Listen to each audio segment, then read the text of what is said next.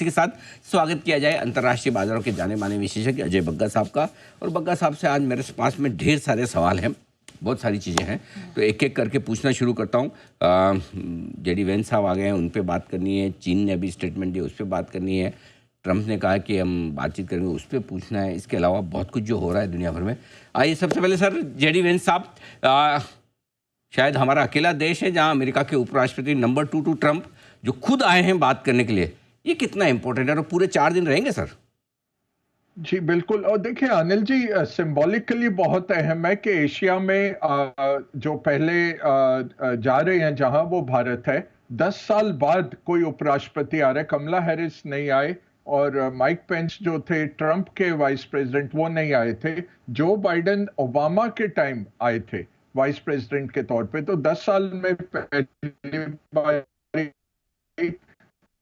American उपराष्ट्रपति इनका पहला दौरा है। तो सबसे पहले भारत आ रहे हैं। जैसे जी जिनपिंग पिछले हफ्ते मलेशिया, वियतनाम और कंबोडिया गए थे, वैसे ही ये यहाँ पे आ रहे हैं। तो सिंबलिज्म काफी है।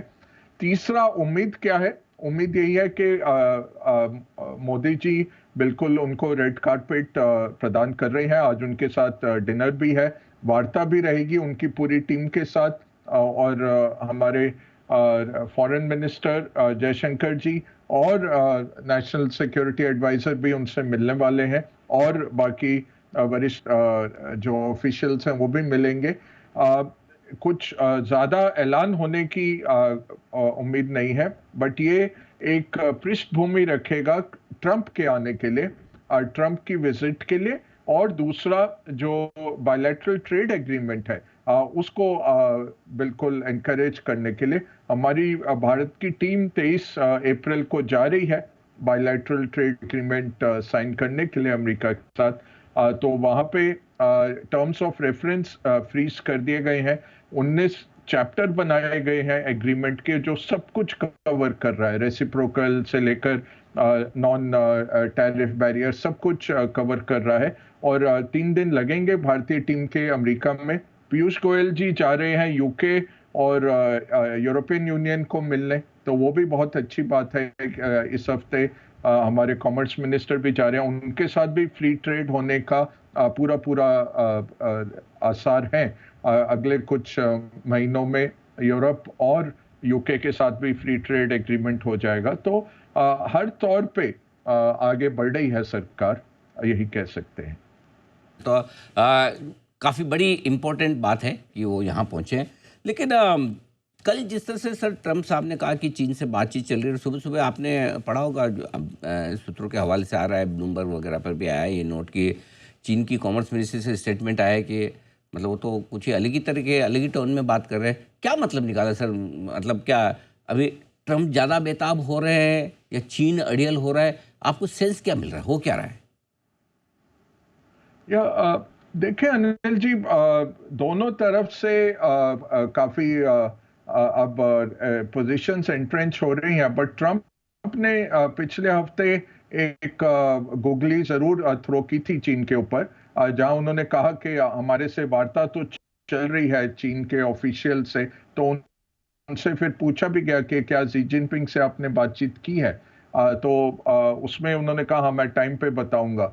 तो ट्रंप जरूर चाह रहे हैं कि चीन से कोई बातचीत जरूर हो, क्योंकि देखिए चीन का क्या नुकसान है?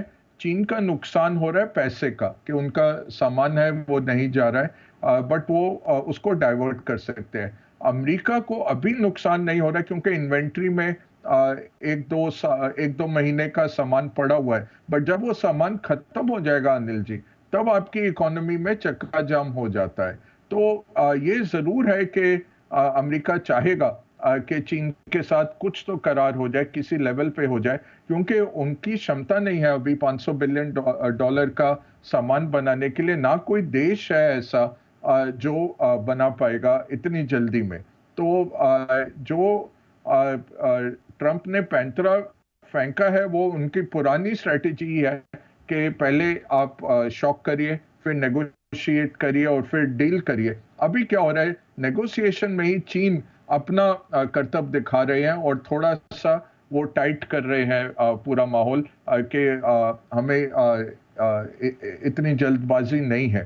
तो ओवरऑल ट्रेड वॉर है, बिल्कुल ट्रेड वॉर है, और ट्रंप का लॉन्ग टर्म यही उद्देश्य है कि यूएस में थोड़ा इंडस्ट्रियलाइज हो और साथ में चीन को आइसोलेट किया जाए। जो ट्रांसशिपमेंट हो रहा है, चीनी जो ट्रेड डेफिसिट था यूएस के साथ 2018 का, वो उसी लेवल पर है।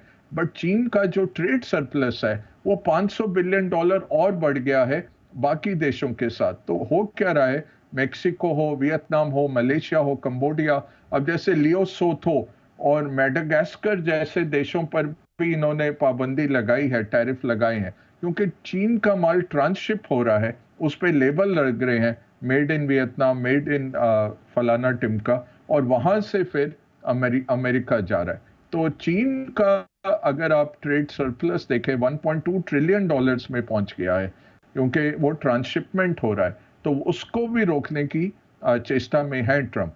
तो ओवरऑल जल्दी कुछ हल नहीं है, बट यही है मार्केट्स के लिए दुविधा यही है कि एक ट्रंप के वक्तव्य पे मार्केट झूल जाते हैं। अमेरिका जैसा बड़ा मार्केट जो 9 अप्रैल को 9% बढ़ गया, और इतने हेज फंड्स की तबाही हुई, क्योंकि जो शॉर्ट करके बैठे थे उनके अच्छे पैसे बने 2 तारीख के बाद। बट जब ये एकदम से रिवर्सल आया मार्केट में, काफी हेज फंड कॉट आउट हो गए, तो पूरे साल का उनका जो था अर्निंग्स निकल गया, या स्टॉप लॉस ट्रिगर हुए। तो ओवरऑल बहुत मुश्किल समय है ग्लोबल मार्केट्स के लिए समझने के लिए, क्योंकि एक वक्तव्य में मार्केट में बहुत जबरदस्त स्विंग आ जाता है। बग्गा साहब, ये तस्वीरें देख के तबीयत प्रसन्न हो गई, एकदम भारतीय वेशभूषा में उनके बच्चे हैं, बिल्कुल देखिए आप। नहीं, बिल्कुल अनिल जी, बहुत अच्छा है, और अच्छा एक टच इन्होंने प्रदान किया है, इज्जत दी गई है भारतीय वेशभूषा को, भारतीय संस्कृति को, और बिल्कुल रेड कारपेट रोल किया जा रहा है। आगरा में भी पूरे रास्ते में इनके लिए होर्डिंग्स लगाए जाएंगे। तो जैसे नमस्ते ट्रंप इवेंट हुआ था, उस तरह के हर जगह इनके साथ बहुत अच्छा एक स्वागत किया जाएगा। तो प्लानिंग बड़े हाई लेवल पे भारतीय सरकार कर रही है, और है भी बहुत अहम एक विजिट है। अगेन मैं कहूंगा सिंबोलिज्म, और जिस तरह से आप देखिए, एक एग्जाम्पल देना चाहूंगा, वियतनाम में जब गए जी जिनपिंग, तो कोई 35 से 40 करार साइन किए, ये चीज वो चीज करेंगे, और वियतनाम हमारे साथ है, पूरा हुआ। अब वियतनाम कम्युनिस्ट कंट्री है, जिसने अमेरिका को हराया भी था, और फिर नॉर्थ और साउथ वियतनाम बना के अमेरिका पराजय होके वहां से उनको सेना हटानी पड़ी थी। बट वियतनाम के जो अध्यक्ष हैं, उन्होंने वीकेंड को अनिल जी कहा कि अमेरिका हमारे लिए बहुत अहम है। तो इकोनॉमिक इंटरेस्ट जो है वो सर्वोपरि है, देश का हित जो है वो सर्वोपरि है, फिर आपका चाइना के साथ आता है कनेक्शन। तो ये जो चाइना ने बोला, ये उसी से ही आई थिंक प्रेरित है, कि जिस तरह से एक दिन पहले वियतनाम में जी जिनपिंग थे और बातचीत हुई और इतने करार हुए, और वियतनाम काफी बड़ा एक चाइना +1 का स्रोत बन गया है। 150 बिलियन डॉलर का सामान वो अमेरिका को भेज रहे हैं, और ना केवल हम ये सोचें टेक्सटाइल भेज रहे हैं या इलेक्ट्रॉनिक है, इंजीनियरिंग गुड्स भी भेजता है वियतनाम। ये मैं उसका स्टडी कर रहा था वीकेंड को, कि 150 बिलियन क्या ये भेजते हैं, क्या सिर्फ ये ट्रैक पैंट वगैरह बना रहे हैं, क्या कर रहे हैं? तो उसमें इंजीनियरिंग गुड्स भी वो भेज रहे हैं। तो काफी बड़ा एक ट्रांसशिपमेंट का केंद्र आप कह सकते हैं, कि आधा माल चाइना से आके उसको तैयार करके भेज रहे हैं। और वही ट्रंप जब बात कर रहे हैं वियतनाम से, तो कह रहे हैं कि चाइनीज माल आपका कितना है, तो कंट्री ऑफ ओरिजिन इसके अंदर कितना है, उसके ऊपर हम टैरिफ लगाएंगे। तो आप चाइना से सोर्सिंग बंद करिए। यही वो यूरोप के ऊपर भी दबाव कोशिश कर रहे हैं। यूरोप में भी 500 बिलियन का माल चाइना से जाता है, 200 बिलियन का यूरोप का ट्रेड डेफिसिट है चाइना के साथ। तो काफी बड़ा यूरोप भी एक ट्रेडिंग ब्लॉक है। वहां भी जो बात अटकी है, इसी बात पे अटकी है कि आपको चाइना के साथ सप्लाई चेन काटना है। तो चाइना अब यही आके दे रहा है। बट इस तरह का फिर अब यही दिख रहा है कि चाइना और यूएस में फिर क्या फर्क रह गया? जिस तरह से ट्रम्प थ्रेटन कर रहे थे, आज चाइना भी सबको थ्रेटन कर रहे हैं कि अगर आपने अमेरिका के साथ करार किया हमारे इंटरेस्ट के सामने, तो हम फिर आपके ऊपर एक्शन ले सकते हैं। तो यही है देश अब यही उल्टा इस तरह का वक्तव्य लोगों को देशों को विवश करेगा कि ट्रंप के साथ किसी भी हाल में आप करार कर लीजिए, क्योंकि चाइना का कुछ पता नहीं। एक बार बग्गा साहब से जरा राय ली जाए गोल्ड पे। बग्गा साहब, अब ये जो चीन के स्टेटमेंट आ रहे हैं, फिर महंगाई बढ़ने का खतरा है, ये तो गोल्ड तो यही बोल रहा है झुकेगा नहीं, वो पुश वाली स्टाइल में चल रहा है सर। लगता है कि कम होगा ये, कि ये 1,05,000 1,10,000 की तरफ बढ़ रहा है?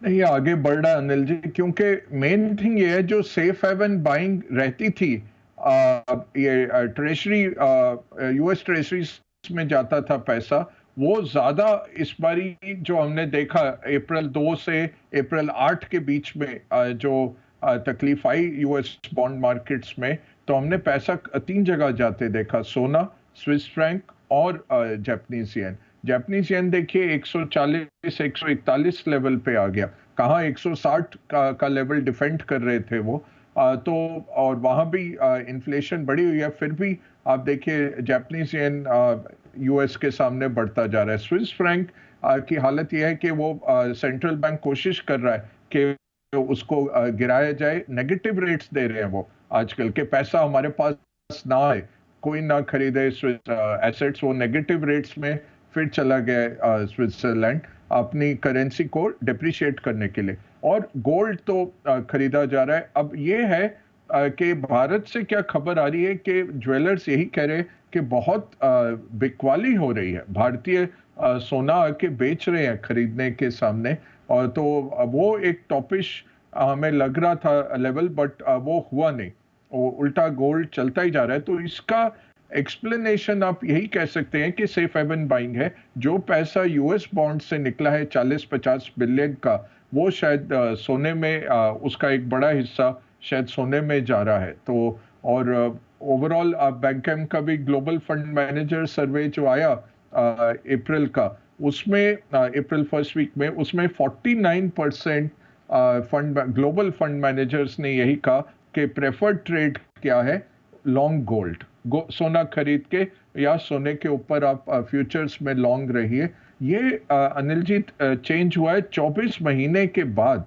अभी तक 2023 मार्च से अभी तक जो प्रेफर्ड ट्रेड था वो अमेरिकन बिग टेक था, तो मैग्निफिसेंट 7 लॉन्ग चल रहा था, वो अनब्रोकन एक चाल रही पिछले 24 महीने की, उसको तोड़ के भी सोना आगे निकल गया है। तो 49% ग्लोबल फंड मैनेजर्स बोल रहे हैं लॉन्ग गोल्ड। तो यही दिख रहा है कि डिमांड बहुत है। अब कहाँ पे ये रुकेगा ये कहना मुश्किल है। जो गोल्ड बुल्स हैं वो तो $10,000 की भी बात कर रहे हैं अगले 5 साल में। नॉर्मली ऐसा होता नहीं है, बट अब देखते हैं क्या होता है। जिस तरह से ग्लोबल ट्रेड को तोड़ा जा रहा है, जिस तरह से जो फिएट करेंसीज हैं जिनका कोई बैकड्रॉप नहीं है गोल्ड का, जिस तरह से उनको उधेड़ा जा रहा है, कह नहीं सकते।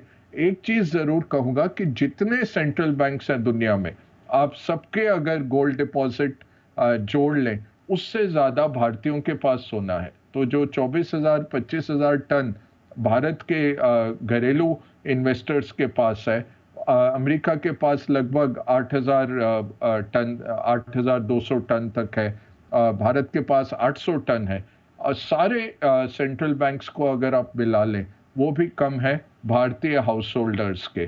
तो ये जो डबल हुआ है सोना पिछले 3 सालों में, भारत की खुशहाली के लिए भी बहुत अच्छा है। लोगों के पास बैठे बैठे एक वेल्थ इफेक्ट हो गया कि जो सोने की होल्डिंग्स थी वो मार्केट में नहीं आती, बट फील गुड जरूर करवाती हैं लोगों को।